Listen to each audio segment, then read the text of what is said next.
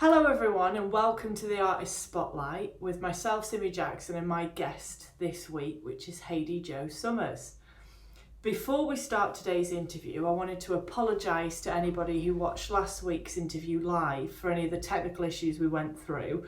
And I wanted to let you know that until my internet gets stronger, we're going to pre-record these sessions and then upload them for you to watch with smooth running internet. So the main point of that is that the picture's crystal clear and we don't have technical glitches. So today's artist we've got is all the way from Lincolnshire. She's 2 hours away from me here in Yorkshire, which I realise for lots of you is 1,000 miles away from us, you know.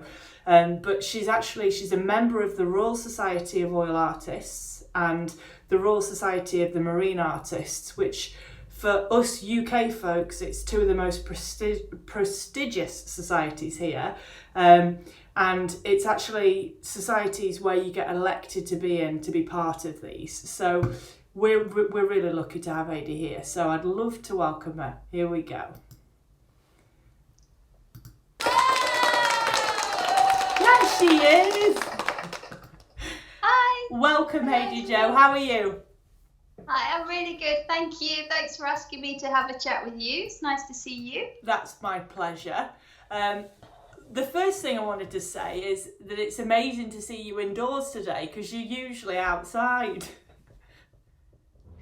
Yeah, I am usually outside. Yeah, that's true. You are. You've been painting like a fanatic throughout the whole of the lockdown, and I can honestly say of so many painters that have said that they've struggled throughout the lockdown, I think you're on a roll. What's going on? Yeah, actually, yeah, I think you're right, Simmy. I never like struggle for subjects or ideas. I just struggle that I haven't really got enough time to tackle half the things that are in my head. But you know, the lockdown, obviously the main thing for three or 4 months, I was completely at home, and luckily I have a fantastic studio. And luckily, we're in the countryside, we have a big garden, and the weather, as you know, the weather here in England was fantastic. So I basically started, so all of my teaching was cancelled, which usually takes place in May, June, July, and that was all cancelled. My diary was all cleared, and as you know, we had to stay home. We couldn't travel around or go anywhere. So I just, you know, I quite weirdly enjoyed. Suddenly, I don't know if it was the same for you, but suddenly everybody stopped emailing me, and like, you know, my diary was just stretching ahead of me, blank, and I was just like waking up in the morning and saying to myself, what would I like to paint today? And it was just really nice. So I just painted basically any flower I could get hold of. There was blossom in the garden, there were dandelions, just like any I saw that. I want to just say that definitely didn't happen to us. We had the opposite effect, which was everyone was home, so everybody needed paintbrushes. So but that's business, and we were lucky enough to be in that situation. But I have to tell you, I can only imagine for folks who haven't quite warmed up to Haidee-Jo yet and don't know Haidee-Jo's work, at the calibre that Haidee-Jo's painting, I can only imagine that like a freedom in the schedule is somewhat of a complete and utter blessing. Really, you know, that to you must have been something like, wow, I haven't had this for, like, the amount of events that you would attend or judge, you know, that's unheard of. And even though I had it in my own way where I wasn't then going out and flying out, we had serious, you know, influx of orders back home, and thank goodness I was back. But yeah, I can imagine for you it just must have been a bit. So how did you handle that? How do you handle the fact that you've got so much freedom?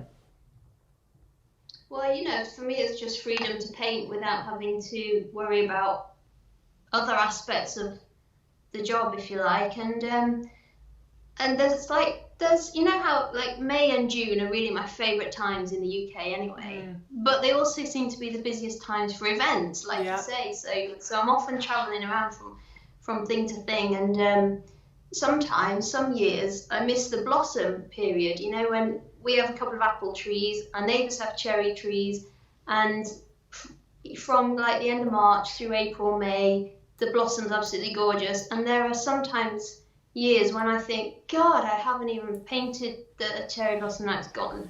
So this year I was like, I feel the same, except for I feel it with bank holidays. Somehow, so in like a regular working week, for all of our team, they all get the Monday off, obviously with a bank holiday. So around the world, that might be Labour Day or whatever. And for some reason, there's always an event. So I always seem to come back on a Tuesday and everybody's already had the Monday off. So like the 8 bank holidays that we have, I never seem to get. So I do get the feeling of missing out of things. And then this year I've had them and I'm like, wow, I've had a lovely 3-day long weekend again, you know. But my mum always says the same. There's certain events like the Plein convention and the Portrait Society. They're usually around the time that a David Austin roses are coming out, and she exactly. That's what she says. Yeah, that it's like she's just missing the blossoming of, or so that's been amazing for you, I'm sure. Well, like, I'm nowhere near the level of gardening that your mum is, obviously, but I was just I was just painfully aware at the shortage of flowers in my own garden, because none of us have ever been in this situation, right? No. Where we just can't go out and do things and buy things. And normally as a painter, you're really spoilt for choice. You could be anywhere doing anything. But when I was waking up at home every day and not being able to go anywhere, I was like, why are there not loads of flowers in my garden? Yeah. Huge garden, all grass.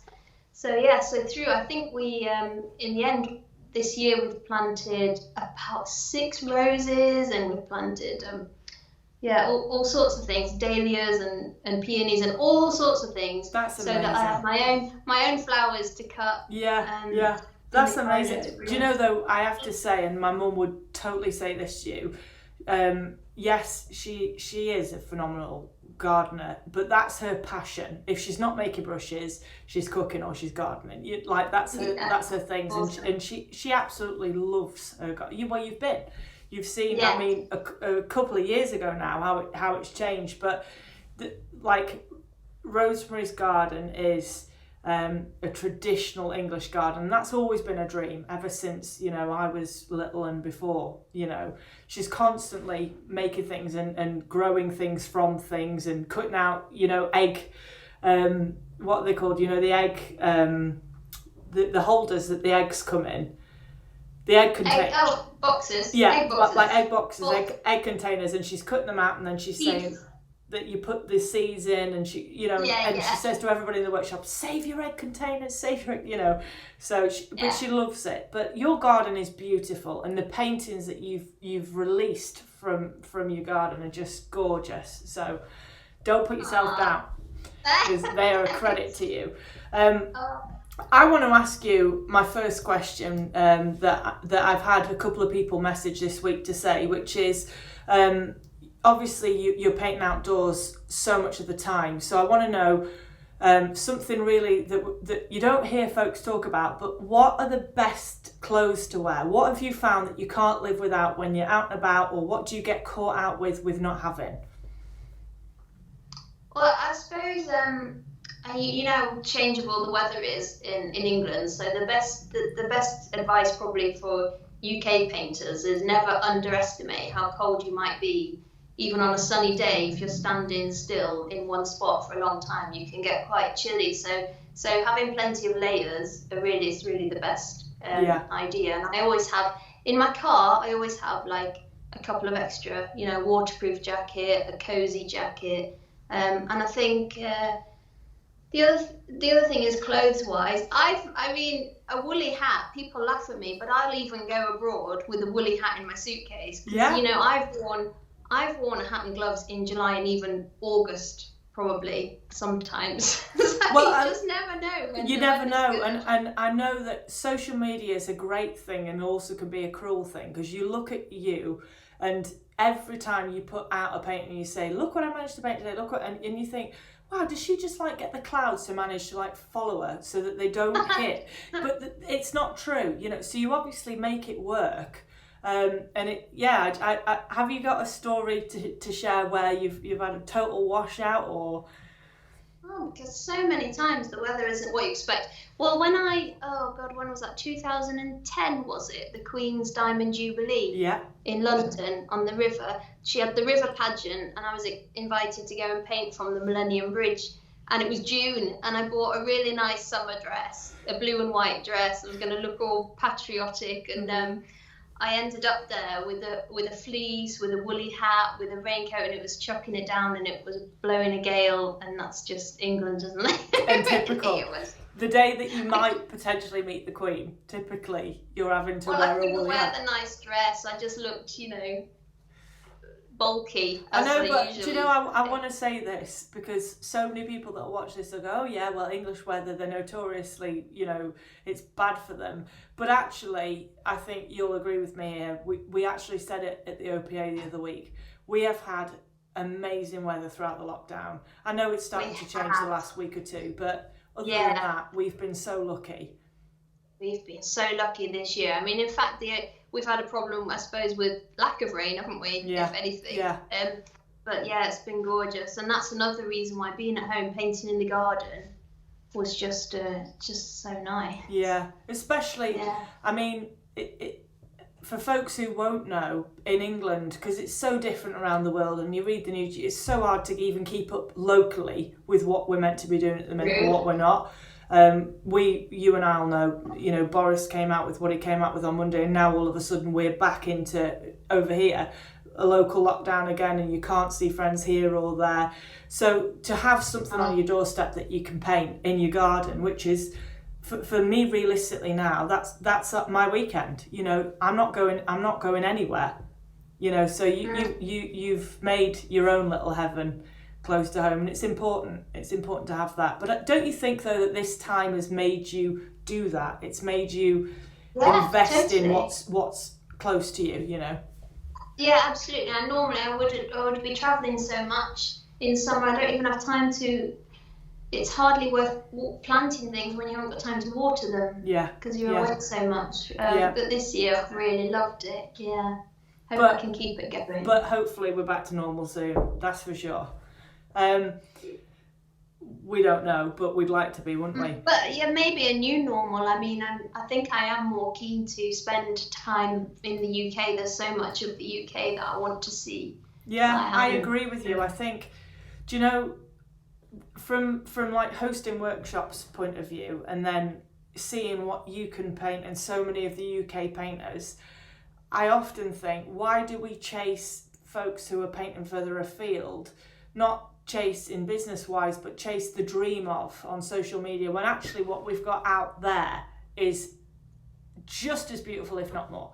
And I see it when you post that you've been in the Yorkshire Dales, and I think she's close to home, but where you are is just as gorgeous. I mean, I wanted to say to folks, you're 2 hours down the road from me, but the landscape is so vastly different to where you was. Can you explain the difference? Well, I know that's the amazing thing, that if I set off from my house and drive in any direction, if I go up to 3 hours, the choice of different painting locations, types of landscape, types of coast within 3 hours is vast. Just I've got where you are and all the huge hills in Yorkshire, the Lake District, Derbyshire, again really sort of rolling hills. And then going down to Norfolk, the lovely little harbours, and Suffolk, which is really pretty. It's got thatched cottages and pink houses.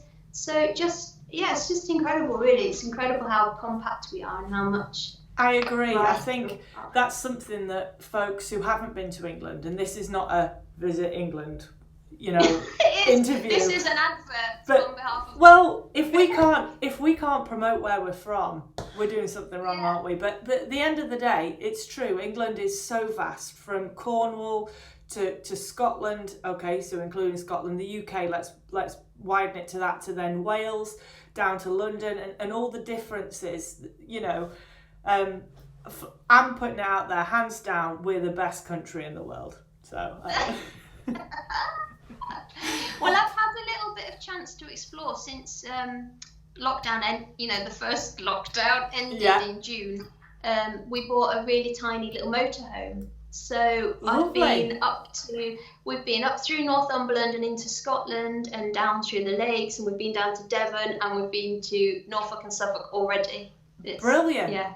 It's like a little painting wagon. Is the idea that then when we can all be freed out, are you going to travel around Europe or?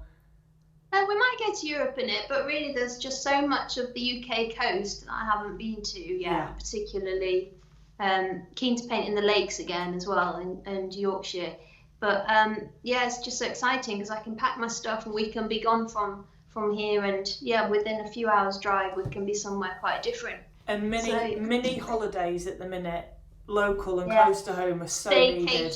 Yeah, but it's a thing, isn't it? We've got to feel like we're still getting a break, even though we're not getting a real break, So that's amazing. So can I ask you then, are you saying the coastal lines because of the marine side of things? The marine, yeah, exactly. So it was only last year that I was made a full member of the Royal Society of Marine Artists, which meant that this year, for their annual exhibition, which is only just finished down in London, I had to have 7 marine paintings. Wow! And I was in my house in Lincolnshire for 4 months. Yeah, that's tough.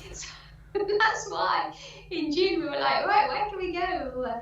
Went down to some place in Devon that I've never been before, and and then we went up to Northumberland because looking out for coastal places, and found some really nice new places that I've never been to. Yeah, well, that's what it does. I managed to get 7 paintings together. Yeah, good for you. Is that then what you included as part of the OPA side of things? Because I'd like you to just tell folks a little bit about what we did there. I'm gonna.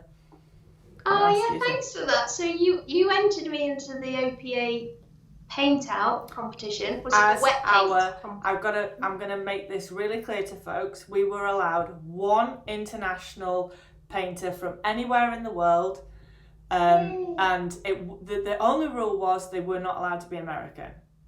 So I was like, okay, well that's easy, Haidee-Jo. And then she only went and won the competition, which I have to be honest with you and say, I knew you would. Like, I know that people are going to go, oh yeah, you know that, but I did. Like, I know your caliber of painting, and when it comes to plein air, which is what it was, a plein air paint out, I knew that you this is an English phrase, but I knew you'd smash it. I knew you would absolutely nail it. But it's your bread and butter. You know what you're doing. You can control, and it was so funny when we were interviewing on that day. You were like, okay, everybody, it's really nice to meet you, but I've got to go. Well, the light, the shadows. I know, I get it. So I went down to Wells next to the sea in Norfolk, and they've got the beach huts, and it was just gorgeous. And we were really lucky with the weather that weekend. Otherwise, I would have been painting a jam jar of flowers in the studio, I think. But worked out really well. Yeah. So I guess talking about something like that and the event of the OPA, I want you to try and... Okay, so let me pretend I'm a painter who is starting out. I don't have any kind of repertoire following. I can't afford to go here or there. Can you try and explain to folks why it's important to enter yourself into a competition? What do you see the value of that? Yeah, do you know? I think I learnt this at a really young age. I'm going to tell you something you won't know, Simi. When I was a student in Leicester, there was a competition on the telly. It was the Big Breakfast. Do you remember the Big Breakfast? Yes. And Paula Yates was the presenter. Mm-hmm. And they had a little portrait competition. They had an artist come on there, and they said, send in a painted portrait. And I thought, well, I will, all I've got to do is post this little painting off, and I had... When you say post, you mean physically post? Physically put it in an envelope and post it down to London to the TV studios, because that's the way it was, isn't it? Yeah. So that was like the early 90s, and I had a little self-portrait. It's a really modest little thing. I've probably still got it somewhere. I'll have to dig it out. and I painted it in my mum's house in Scotland, actually, in the summer holidays. And I popped that in an envelope and I sent it down. And then, well, I actually won the competition. So they did like a reveal live on telly in the morning, and they had an easel. The easel was the prize. I still have that easel somewhere. The easel and the box of oil paints. That's what got me started with oil paints. That's really? the first time I never knew this. Box of oil paints and the easel was the prize for this portrait competition. And they, I was watching it before I went into uni. I was watching it at home before I caught my bus, and they had the Paulie Yates talking to the artist, and I really don't know who the artist was now, unfortunately. And they had all these portraits up on the wall that had been entered, and I was kind of watching and looking for mine up on the wall in the background, you know, and kind of thinking, oh, I hope no one can see it. You know what I mean? And then they did like a reveal, and they pulled the like a sheet off the easel, and there was my tiny little portrait sitting on the easel. So that's how I found out I'd won. But one thing sticks in my mind. So that was so long ago. That is so great, by the way. What a story. So long ago. That is so brilliant. One thing sticks in my mind that day. I went into uni, I got my bus, and obviously I was over the moon, and some people had seen it as well that morning. So my tutor, Ian, and I was always like, I was really quiet, especially when I was younger. I was really quite shy. And my tutor had drawn a big star on my desk in a marker pen, which was really sweet of him. But I remember this one girl, not a particular friend of mine, but she was in the group. And I remember her standing, I kind of remember where she was standing, a couple of rows of desks away from me. And I remember her looking across and saying, I was going to enter that. And that really stuck in my mind, because I thought, yeah, well, you didn't enter. No. And it kind of taught me a lesson. It's so true what they say. If you don't enter, you can't win. Yeah. You stand there in the background, you're that girl standing in the background saying, I was going to enter that. Yeah. Well, her loss is your gain. Honestly, you need to dig that painting out. Get it framed. I'll dig it out. And title it The Beginning. You know? I'll put it on Instagram. Oh, that'd be brilliant. Do you know, it's so lovely that you're sharing something like that, because I'll be honest with you, when I said to Mum, you know, I'm going to ask Haidee-Jo to be our second person, Mum's words were, that girl is rocketing, she's nailing it, you know, and she's right, and I agree.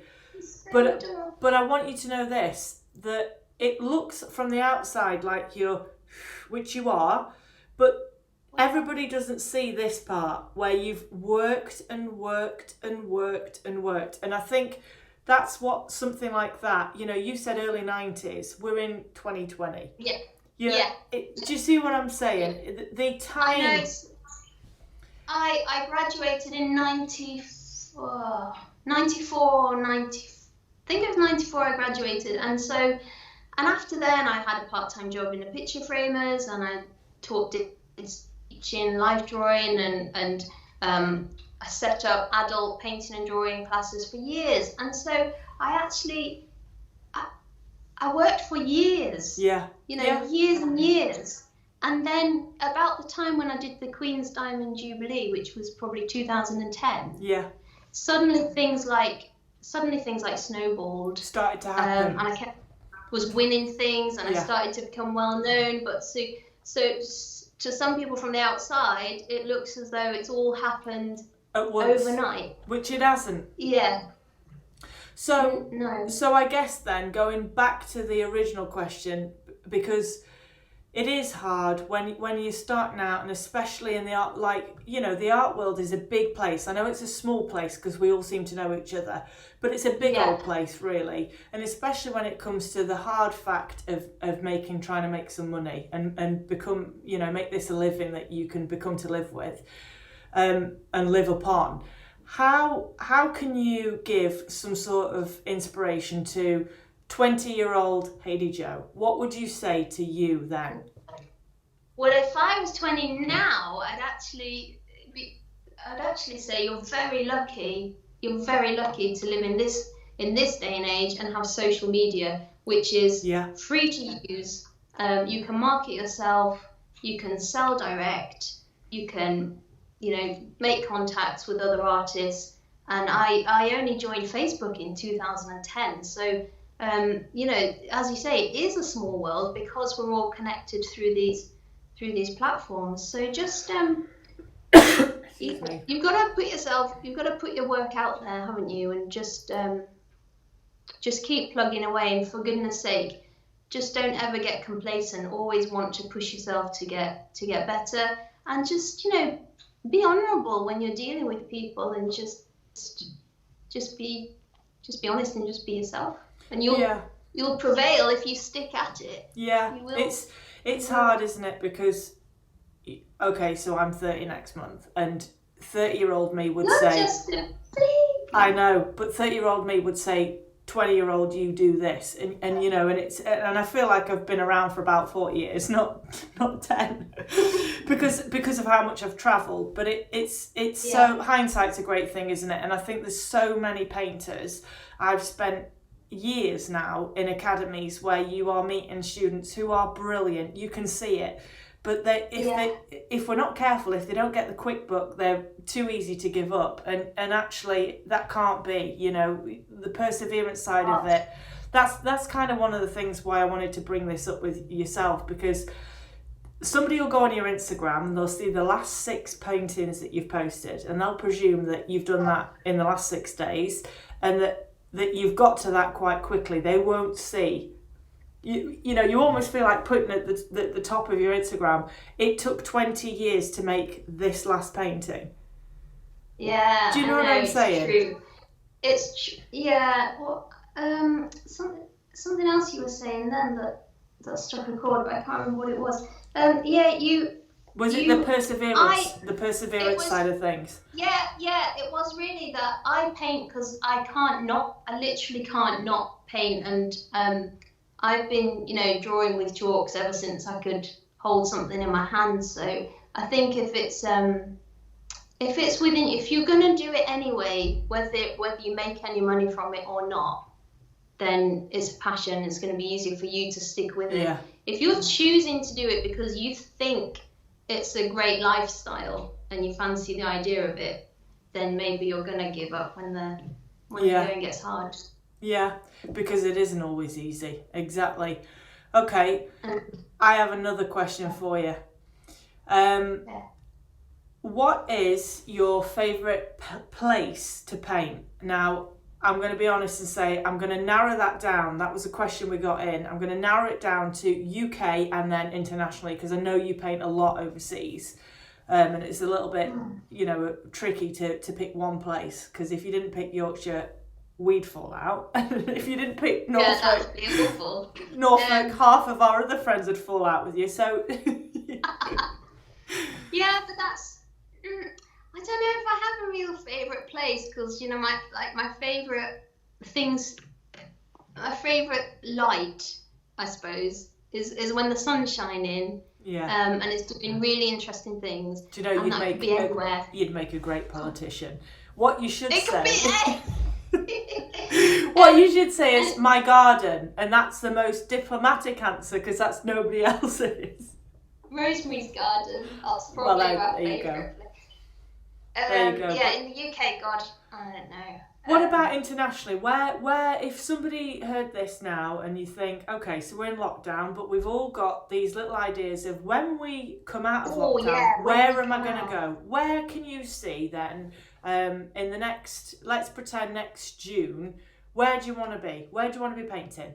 Well, a couple of gorgeous places that I love in Europe. I love Tuscany and Umbria. That's, stunning countryside. And I love the Algarve in Portugal as well, the cliffs that they have there along the beaches.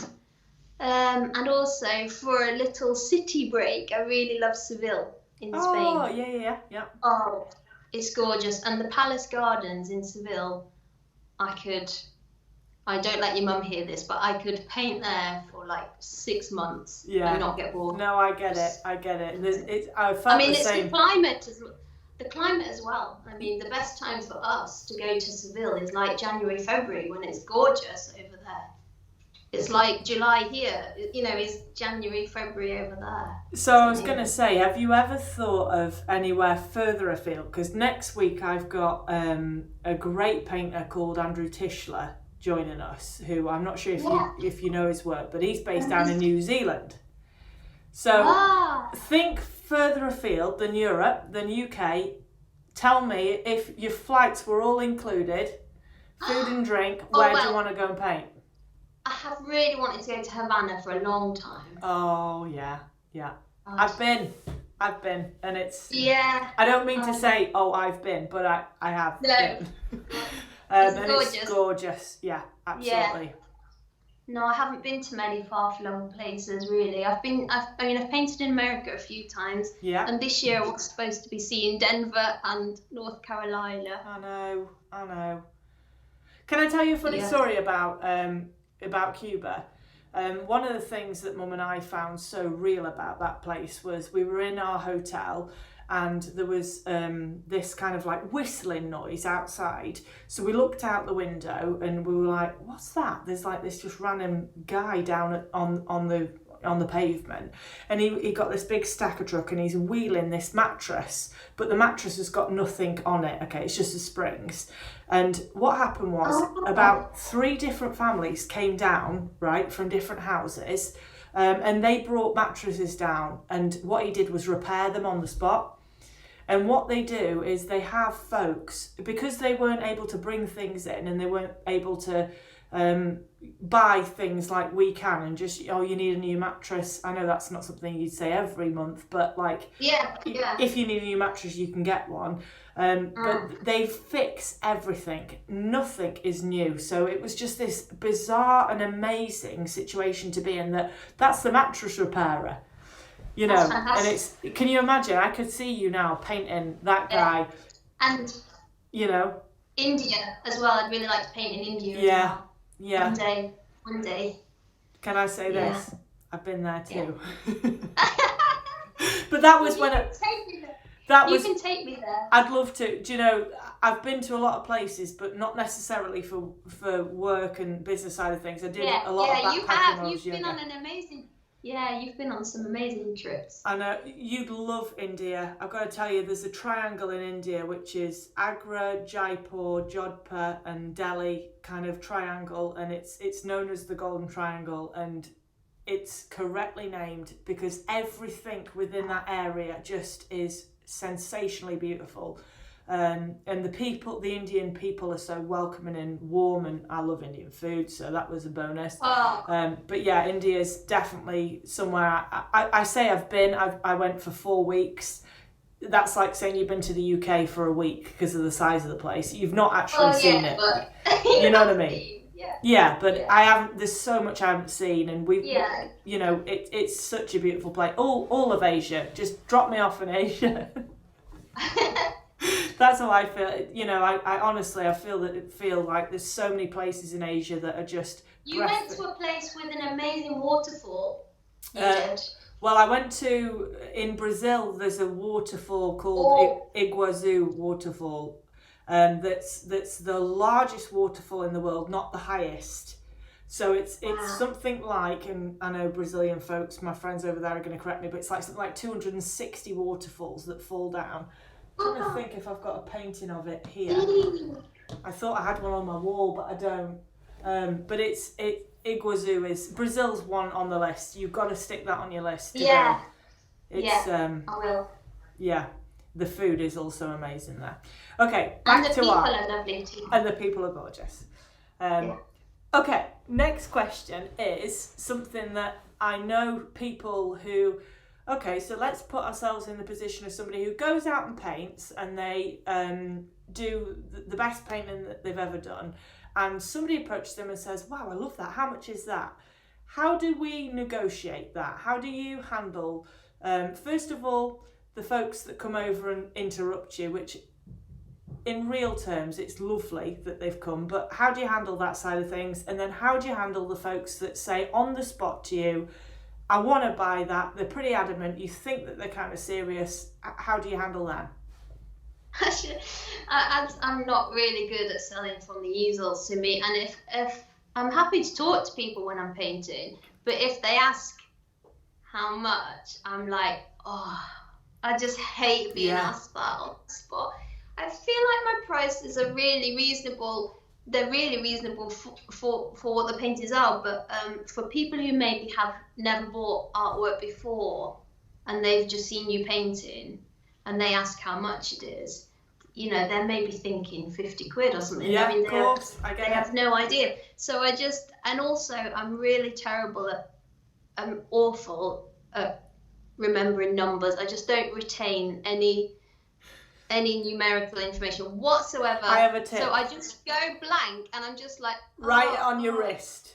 Write it on your wrist. 9.50. So if anybody said today's is Actually, I did have it on my phone once, a list of sizes and prices. Yeah. Like, hang on a minute. Yeah, but no, I don't often sell from the easel, but I do get inquiries, but I don't often. Although, when I was in Norfolk not long ago, a really nice lady came up to talk to me, and she was watching, and she already knew me because she had bought some cards from my website a few weeks earlier. Really?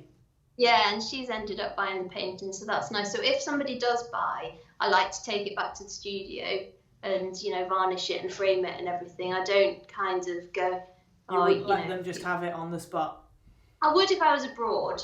Yeah. And yeah. But if it's at home then, so in your home country, and you think I'd rather take it home. But what are you doing when you're taking it home? When you're saying check it, what does that entail? What do you mean? Well, let it dry. See if I need to make any changes. See if there was anything unfinished about it. Sign it, because I don't sign it when I'm out painting. Give it a lick of retouching varnish, and I prefer to send them out framed from the studio because I think they just look nice if you can just immediately hang on your wall.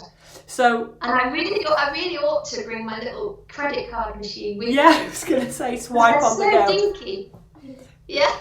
But what about this then? And I'm not saying that this has happened to you, but how would you handle this? That if you sold a painting on the go, you took it home, you retouched it. What happens if you sent it out and they didn't like it? What do you do there? Luckily, I'm going to touch something. I've never had that, luckily. But if you sell anything online, you are obliged to take it back if they don't like it. Yeah. There's a law, isn't there? Yeah. So you buy anything from my website. If you don't like it, I will take it back. But please like it. Everyone else likes it. Yeah. Yeah, I just wondered if that had, because there will be somebody that watches this that would say that might have happened to me, and for that one person, if this talk made them feel like that happened to someone else, then that was worth it, It could happen. It could. It totally could. You just got to be professional about it and be kind and be polite and deal with them in the way that you would like to be dealt with if you bought something and changed your mind about it. How do you then at that point, and I know this is kind of pretty intense on you, but I feel like I'm speaking now for the folks who are in this position, how do you then not take that to heart? How do you say, okay, and distance yourself from the fact that that's something you've put your entire effort into? No, that's really hard, isn't it? Because we do tend to be really sensitive creatures, and most of the artists I know are on the sensitive side, and then therefore we can be a bit terrible for focusing on the negative things or the perceived criticisms rather than all the lovely stuff. Day after day, people are telling you that's great, I love that. But then if you feel like somebody doesn't like what you've done, it can really play on your mind, can't it? It's so tough. So, do you have any kind of mantra or any kind of... You've got to have other friends who are artists and have a bit of a whinge to them, haven't you? Yeah. I've got a couple of girlfriends who are artists, and if that happened to me, I'd be like, this just happened. Yeah. Your support network. You've got to have those buffers, haven't you, that'll pick you up. Yeah, I agree. Okay, so at that point then, I'm going to ask you... we've talked about a couple of things regarding entering awards and things, but I think my next thing naturally it's going to go to is brushes, if you don't mind. And I thought before we start, I've got a video here. I'm just going to pull it up for a second. This is your brush set that we filmed embarrassingly this week, ready for this. We've a lot of brush sets and we've got a lot of films going on at the minute, so that's not personal. But I wanted to make sure it was done in time for this interview and chat. So I'm going to play that, and then whilst I'm putting this on, can you have a think about a couple of things that you want to tell folks about brushes, and how you selected this set is more than anything. That's one of the most popular questions we'd get is, why does Haidee-Jo use those brushes, and what is it about those brushes that she would find useful? So I'm going to press play, okay?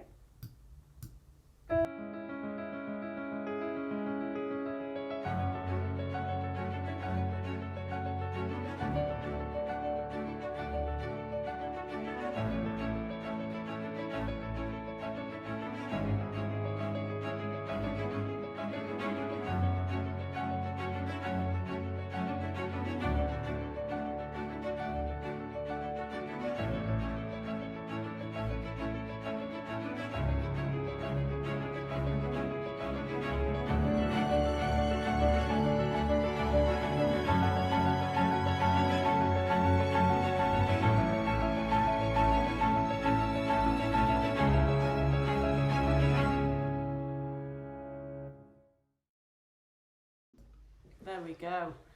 So that's your brush set.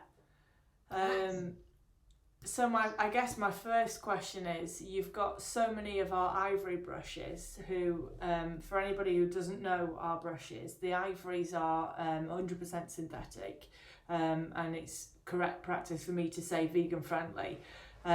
So I'm sure for yourself, it wasn't about anything other than what it felt like at the time. So tell us how you got to the point of picking the brushes you wanted and what they needed to have. What was it that you needed in a brush? Well, first of all, I probably should confess that I buy a lot of your brushes. So the brushes in my set are not the only brushes in my studio. I do just keep on buying new ones. But the ivory, I think I came to the ivory ones because they're softer than traditional bristle brush, but they're lovely and springy, and they're really economical as well. So I think that's how I got to using ivory brushes most of the time. I love the flat shape and I love the filbert. When you say economical, break that down for me. What are you referring to with economical? Because this is the questions we get on a daily, hourly, minutely basis. Well, I just think they're really good value for an artist, an important tool, such an important tool. And I've been buying your brushes for years, so I can't even remember what other brushes used to cost. But anyway, back then when I started buying yours, I thought they were really good value compared to other brands. Yeah. So what is it then? Because I want everybody to know, and I said this last week with Dennis, and I'll say it throughout this whole series.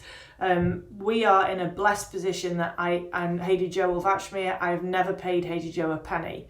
That doesn't mean to say that I don't want to buy every single one of her paintings, and I have bought several paintings because I love her work. But also that we're not friends. But on a business level, Haidee-Jo wants some brushes, she'll put it through the website. Of course I'll say, because my job is to make people addicted to our brushes, so I'll say, here's a new one you need to try, but without coming across as somebody who resist. I know you can't. I can't resist just buying to you every few weeks. How do I get across to people then? I guess when you say the word economical, are you meaning the length of time that the brush lasts? Are you meaning how they wear down? Are you meaning just sheerly the cost of it and you would throw it away after every painting? What do you mean? I can't throw them away. I know, but you'd be amazed. So many folks will buy a brush, they'll use it for a painting and they'll throw it. So, okay, I'll ask you another question we get asked all the time. Haidee-Jo, What is the life expectancy of a brush? Oh God, that's a really good question. And because I buy them, I just keep sort of topping them up. So I find that the bigger brushes, and what's this one here? This is a size 8. I find that the bigger brushes last years and years and years and years and years and years. Are you calling an 8 a bigger brush then? Yeah. Okay. Yeah, definitely. We're being specific because these are the questions we get asked. A smaller one, like this, like a 4, say a 4, 3, 2, 1. I love those little filberts, little flats, and also I use little round brushes. And I find the smaller brushes, they take more of a hammering, and it's the smaller brushes that I buy most frequently. So that's clearly normal then. Is it? Are we? I mean, think it's correct normal. me if I'm wrong. I wouldn't expect it to last for my whole life. Yeah. Well, one of the things that it's important for me to ask you and not put the words in your mouth, but is on smaller brushes, are you saying that you expect the life expectancy of a brush on smaller brushes, and we're classing this as a size 4 and below, is less than a size 8 and above? Yeah, I think I do expect to buy smaller brushes, more often, and I think, I like a really with the flats or the long flats, I like a really neat little edge, and I don't expect that small brush to keep that neat edge for, I don't know, let's say a year. I'd be perfectly happy to buy another one the next year. After a year. It's interesting, because some folks will come back after 5 years and say, my brush is finally packing up on me. Is this normal? Other folks will say after a month. So I suppose it also depends how often you use them. Yeah. And I've got quite a lot on the go, so it's hard to know which one is I mean, I don't put a date on them when I get them, so I don't That's what you need to start doing. Yeah. It's a funny old thing, and I think especially folks who are starting out, or even way into their painting career. I had a chap on the phone earlier this morning who was 85, and he said, I still haven't managed to find the perfect brush. I've just found out about you in a magazine, and I hope you've got the perfect brush. And I'm thinking, oh yes, talk about the pressure, but at the same time, he actually said, some of my brushes have lasted 30 years, which is amazing, and they should. But others, you are going to have, especially with this, I think one of the things I have to try and explain to folks a lot is synthetics wear, so natural hair wear down, where synthetics wear out. And do you ever get that fray, the curl? Or not, with the ivories? Yeah. I think that your ultimate bristle brush, I think they would last for many years, if not decades. So let me ask you then about the ivory. If they splay out, what do you do? What are you doing? Because that's a question we get asked on a weekly basis. Well, I wouldn't say I get... Can you hold that up to us? I wouldn't say that's splayed. Left a bit, right a bit. Can you see that? Left a bit, a little bit more now. Yeah. Right, that is that's not splayed by any means. No. But it might have just lost that very crisp. The crisp, yeah. I use a big brush like this for doing a really thin line. Yeah. I don't like using riggers. I never get on with those. Yeah. So some people might go for a rigger to do a really fine line. Well, I'd rather use a really big brush that's got a really crisp, flat edge. Yeah. But it's got a big... Yeah, I mean, if a brush does start to...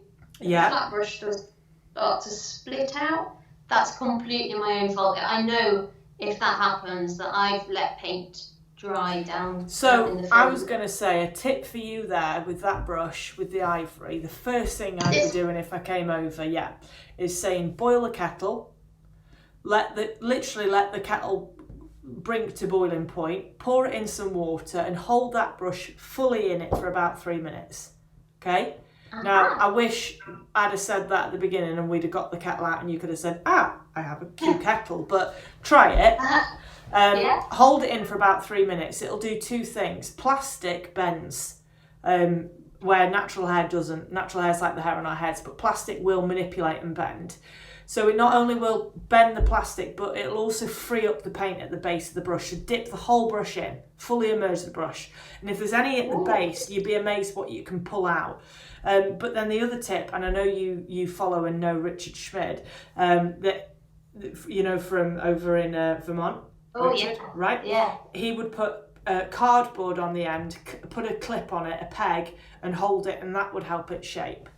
But I think what I wanted to stress this point is because the life expectancy of a brush is something that Mum and I struggle to try and get across to folks, that it is subjective to how much you paint, who and what you're doing each day in, day out. How you use the brush, and how you clean the brush and all that. But it's so hard to get that across to somebody. I never mind spending money on paints, and I never mind spending money on brushes. And because a new brush is, I love the old brushes too, but a new brush is just a beautiful thing. So if you could just tell everybody that and have that on your business card every time you hand it out. But it's tough, new brush is a thing of great joy. I think a lot of people get it, but some folks, rightly so. They're investing in a craft and they want to make sure that they're putting money into the right thing and that they're looking after the right thing. But I think it is important. I think if you want a real workhorse that's going to last you for years, I'd say invest in the ultimate bristle, because they just have a fantastic shape and they've got that longevity about them. They'll just wear down after time. Wear down. Yeah. So talking about paints then. Can I show you a favourite brush that's not in my brush set? Yes, you can. That means you want to amend your brush set. I know what this means. A Monday mop. That's an old one. Yeah. Do you know? I bought a few of these from you in America. I know why that's old, is because it's got the old foil print on, and we now pad print those. So I can already tell. That's why when someone will say, "Oh, I bought this 3 months ago." But look, it's still in good nick because. And I think, no, you didn't. Yeah, that is in good nick. How are you washing that one? No, don't tell me. Don't tell me how you're washing it. We're going to do a brush cleaning video. Yeah. Don't tell me that one. It's lovely. It's like a little pet. It does look like a little pet, actually. I've got a few of these different sizes, and they're just. Have you nicknamed them? What? Have you nicknamed them? No, I haven't named them. Oh. No, but they're really good for softening. This is Pete, and this is Stuart. Yeah. So I just wanted to touch on something that we talked about last week, and I found it really fascinating. That I don't know if you know. I know you know Dennis Perrin's work and that you love his work. Oh yeah. But I wanted to ask you if you knew that he painted with water mixable oils. Who, Dennis? Yeah. Oh. No, if I had known, I'd totally forgotten. Yeah, I totally didn't know. So I guess why I'm asking this is because have you ever considered it? So, yeah. Yeah, so I did give them a try. I did buy some, give them a try, but I think I only had 2 tries with them. I liked the idea of maybe taking them abroad. I was thinking that could, the whole solvent issue. Because you can't fly with solvent, that might be a good idea. Yeah. But then, of course, I just kind of tried them, thought, oh, this is weird and not like normal, and then put them to one side.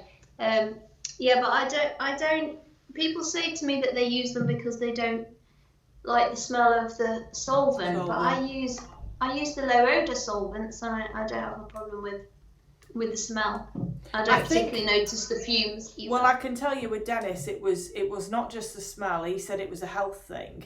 But what I did find interesting, and especially, I mean, I know that we're talking on the same wavelengths here. He is so brilliant. So for him to say that he couldn't notice the difference between the two, I found that quite amazing. Yeah, he honestly said that he couldn't find the difference between the two, and that folks who have bought his paintings from 21 years ago to 20 years ago, which is when he made the switch, wouldn't notice the difference. Yeah. Well, I wonder if he cast his mind back, if when he first started, he found them a bit different, because he said not. He said Wow. that he when he literally put paint into painting and did it parallel, he couldn't see a difference. He knew that the health benefits were outweighing. That being said, I don't know. Like, for me, it's definitely, in total honesty, a question we get asked way more this year than we have any other year. Is, what brushes do you use for water mixable oils? And the answer is, of course, well, the same brushes that you'd use for oils, but people still want to check, because it's kind of like it's like gouache. Gouache is actually watercolour with gum arabic in. So you use your watercolour brushes, but perhaps a little bit firmer, but people just want to check and make sure. But it's something that's definitely becoming more popular, Yeah. I hope that I'm a bit of a colourholic, really, and I think that probably still the water mixable ranges are quite limited in how many colours they produce. That's another reason I like to be able to choose from the whole. I'm with you. Yeah. So at that point, you're saying then, for you, it's not just that side of things. Is it also a preservation side of things? Because Dennis is saying that it's gonna last just as long, but I don't know. Well, it probably is. I think I don't know. It's just tradition and also just what I've always used. Yeah. So there you go. I guess you only search for something new if you're not happy for some reason with what you're already doing. Which, do you know I just love using the traditional oils, and I do kind of feel that link with artists of the past. And but did you know, that's so funny that you've said that, because that was how Dennis explained water mixable oils, and I'm using that as a start parallel because you're my 2 interviews so far, and it, for me, it was that Dennis had said, but if it isn't broke, I'm not going to fix it. I've found a method, I appreciate that method, I've made it work. And you've said exactly the same thing, but just with oils. And I'm not knocking oils. I mean, nearly every painting in my house, and I've got tons of them, are oils. I absolutely love it. So, it was just, to me, it was interesting. I didn't know if you had any thoughts on it, with it being a fairly kind of new topic that's coming around to talking about, I have got some, so I need to just have another go with them. Have you ever experienced or played around with gouache? Oh yeah, years ago I used to love gouache. When I was a student, I used to use watercolours and inks and gouache before I ever used oils. Mm-hmm. So gouache, gorgeous. It's becoming really popular, and there's some great artists using it. Yeah, do you know what my take, and this is just me a stab in the dark here as somebody who gets a lot of emails asking what gouache brushes are, but I think it's because a lot of painters who perhaps do have a studio, or they have a shared studio, etc., couldn't go during the lockdown, so they've had to do something at home. They didn't want to do watercolours because that's not what they wanted to do at that time, so gouache is kind of like the half house. Do you know what I mean? Yeah, it's like the halfway I think you're right. Yeah, I think it's gorgeous. Yeah, I can see that, because the look of it has more in common. With oils or pastels, maybe. I do love gouache, and it's a lot more forgiving than the watercolours. Yeah. Well, I'd seen though, and I guess this is something I want to tie us up with, that every painter seems to go full circle in my eyes. And if an oil painter, so you take someone like Daniel Keyes, okay, who's a really good friend of mine, and he's absolutely phenomenal oil painter, and he'll often say, oh, I just can't believe that they're doing that kind of standard of watercolour, and he's so in awe of that. And then you get watercolourists who say, can't believe that they can do that in oil, and it's like this mutual respect and appreciation. But I'm sure I've read somewhere before that you started out in watercolour and you've moved to oils. Is that right? Yeah, I did. Yeah, I used to use when I was a student, I was studying illustration in Leicester, and I used to, just for fun, paint watercolour still lifes, flowers and stuff, and my tutors weren't really interested in seeing those at all. They were like, could you could you go down to an abattoir or something and do some sketching? And I was there going, look at these flowers I was painting at the weekend. Yeah, I think watercolour was probably my first love, and it was only when I won the oil paints that I started. I was going to say, them. So is there ever then, so for folks who, like yourself, 20 years on, would you ever pick it up, or is it nothing that you want to do anymore? Yeah, I mean, I would. I mean, it's so tempting when I see other people's. I'm sometimes like, I've forgotten how nice that looks. Watercolour, when it's done well, is the most exquisite thing. I agree. And I've just noticed on social media just this week that Kwang Ho is starting to dabble in watercolours. I know. Yeah, and I've just watched. But that guy could pick up a broomstick and paint in mud. Yeah. You know? Do you know John Yardley? He's a great English watercolour painter, and looking at his work makes me want to try it. So maybe that's something. Yeah. But then, and you've got people like David Curtis who regularly switch between the two. Yeah, but what a skill! What a skill! I know. There's a reason why that man is a living legend, and he is. You know, it does. What amazes me, but it shouldn't amaze me, is that I'll go anywhere in America and they'll say, oh, you know, who over in England are you guys supporting and backing at the minute? Who are the big dogs? And I'll say, you know, David Curtis, and they'll go, David Curtis, I know his work, you know, and everybody knows him. Everybody knows him, and that's in a time and if David ever watches this, don't be offended, David, but it's a time way before social media. That's real gravitas, isn't it?